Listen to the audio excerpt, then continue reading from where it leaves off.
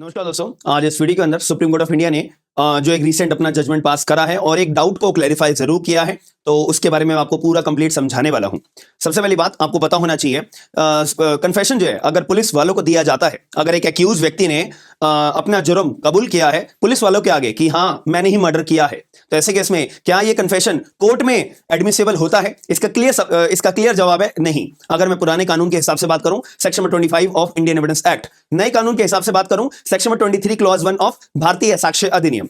अब अगर ये जो एक्यूज व्यक्ति होता है, अगर वो पुलिस कस्टडी के दौरान अपना कन्फेशन देता है कि हाँ जी मैं ये कबूल करता हूं, मैंने ही मर्डर करा है, मैंने ही जुर्म किया है, तो क्या ऐसे कन्फेशन को अपना कोर्ट में प्रूव किया जा सकता है? अगर मैं इसका जवाब होगा नहीं, प्रूव नहीं किया जा सकता। पुराने कानून के हिसाब से section number 26 of Indian evidence act, नए कानून के हिसाब से सेक्शन नंबर 23 क्लॉज 2 का भारतीय साक्ष्य अधिनियम।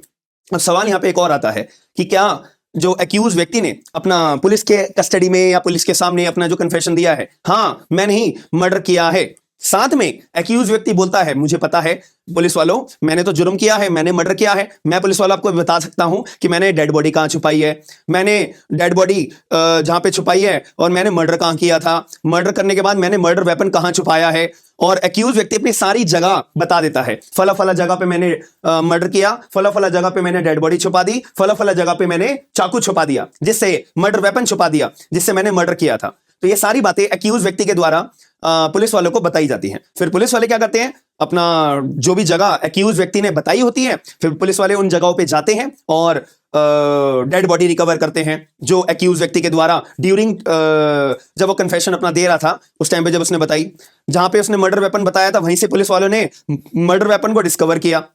तो ऐसे केस में जो ये डिस्कवरी हुई है, अपने आप में डेड बॉडी की डिस्कवरी होना, अपने आप में मर्डर वेपन की डिस्कवरी होना, क्या ये कोर्ट में प्रूव करी जा सकती है?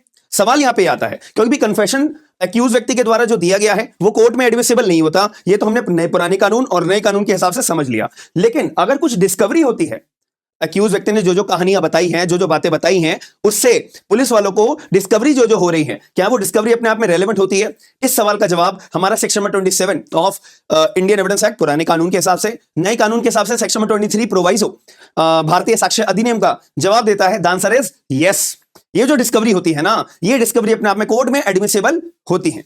यही बात सुप्रीम कोर्ट ने भी बोली है। हालांकि पहले भी हमारा जब से ये कानून बना हुआ है तब से भी यही बात थी, और नए कानून के अंदर भी यही बात है, सुप्रीम कोर्ट साहब ने भी यही बात बोली है। और अगर मैं और थोड़ा सा डिटेल में आपको बताना चाहूं तो यहां पे 3 बातें रेलेवेंट होती है। पहला, एक्यूज व्यक्ति को नॉलेज थी कहां पे डेड बॉडी छुपी हुई है, कहां पे मर्डर वेपन है, कहां पे मर्डर मैंने किया है, तो ये नॉलेज अपने आप में रेलेवेंट होती है। दूसरी बात, जो ये अपने आप में डेड बॉडी का रिकवर होना, या तीसरी बात मर्डर वेपन का अपने आप में डिस्कवर होना, या एक्यूज को जगह का पता होना, तीसरी बात में कि एक्यूज को जगह का पता होना, ये सारी तीनों की तीनों बातें अपने आप में क्या होती है? रेलेवेंट होती है। पहली बात डिस्कवरी ऑफ एनी फैक्ट, दूसरी बात knowledge by the accuse person, तीसरी बात प्लेस जहां से ये सारी चीजें डिस्कवर होती है। तीनों बातें अंडर सेक्शन 27 क्या होती है? रेलेवेंट होती है। बस केवल और केवल कन्फेशन वाला पार्ट कि एक्यूज ने एक लाइन बोली, हाँ जी भैया मैंने मर्डर करा है, मैं ही एक्यूज व्यक्ति हूं, मैंने चाकू मार के मर्डर करा था विक्टिम का, बस ये वाला जो पॉइंट होता है, ये वाले जो पार्ट होता है एज अ कन्फेशन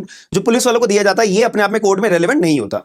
अब सवाल यहां पे सिंपल सा था, और अगर आप ट्रायल कोर्ट के अंदर जज साहब होंगे तो आप क्या चीज को एडमिसिबल करोगे? केवल डिस्कवरी वाले पार्ट को एडमिसिबल करोगे और जो कन्फेशन वाला पार्ट है उसको इनएडमिसिबल डिक्लेयर कर दोगे। यही होना चाहिए था। लेकिन सुप्रीम कोर्ट ऑफ इंडिया के सामने एक सवाल यह आया था कि जो ट्रायल कोर्ट है ना, ट्रायल कोर्ट ने क्या एक गलती कर दी थी कि यहां पर प्रोसिक्यूशन एक विटनेस आया था जिसको हम एक तरह से आई विटनेस भी बोल सकते हैं।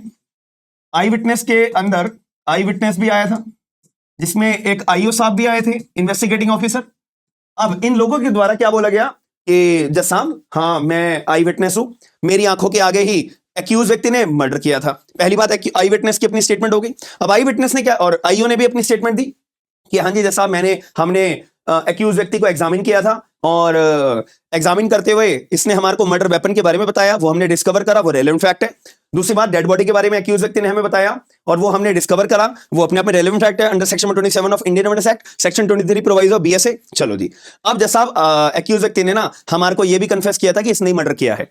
अब आईओ साहब ने ना ये भी स्टेटमेंट बोली।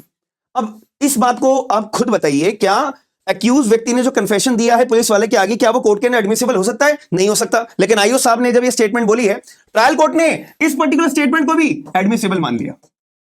इस स्टेटमेंट को भी एडमिसिबल मान लिया, जो सबसे बड़ा बवाल बन गया। और इन सारे फैक्ट्स एंड सर्कमस्टांसेस के बेसिस पे एक्यूज व्यक्ति को ट्रायल कोर्ट ने क्या कर दिया, कन्विक्ट कर दिया। अब कन्विक्ट हो जाने के बाद हाई कोर्ट तक मामला गया, हाई कोर्ट ने भी कंफर्म कर दिया कि हाँ बढ़िया पनिशमेंट है, जो पनिशमेंट दी गई है, कन्विक्शन दी गई है, वो ओके है। फिर इसके बाद मामला गया सुप्रीम कोर्ट में। सुप्रीम कोर्ट ऑफ इंडिया ने ये सारी बातों को एक्सप्लेन करते हुए समझाया कि भाई साहब ऐसे कैसे हो सकता है।